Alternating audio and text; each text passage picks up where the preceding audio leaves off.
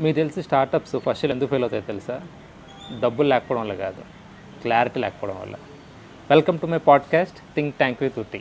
నాకు ఫ్రెండ్ ఉండేవాడు, ఒక కాఫీ షాప్ని స్టార్ట్ చేశాడు. ఇనీషియల్గా ఏమనుకున్నాడు, ఒక మంచి కాఫీ ఇచ్చి ఇన్స్టా రీల్స్ చేస్తే చాలు సక్సెస్ వచ్చేస్తుంది అని చెప్పేసి అనుకున్నాడు. కానీ దానికి 9 months తర్వాత చూస్తే కప్పు లేదు, కాఫీ షాప్ బోర్డు లేదు. ఏమైంది?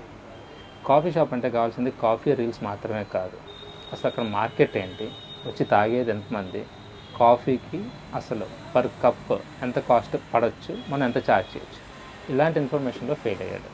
దీనికి రీజన్ ఏమై ఉంటుంది? Enthusiasm super, result zero. So గుర్తుపెట్టుకోండి, ఫస్ట్ ఇయర్లో మనం అమ్మాల్సింది ప్రొడక్ట్స్ కాదు, జనాలకి ఏం అవసరమో తెలుసుకొని అది అమ్మాలి. అది ఎలా తెలుస్తుంది?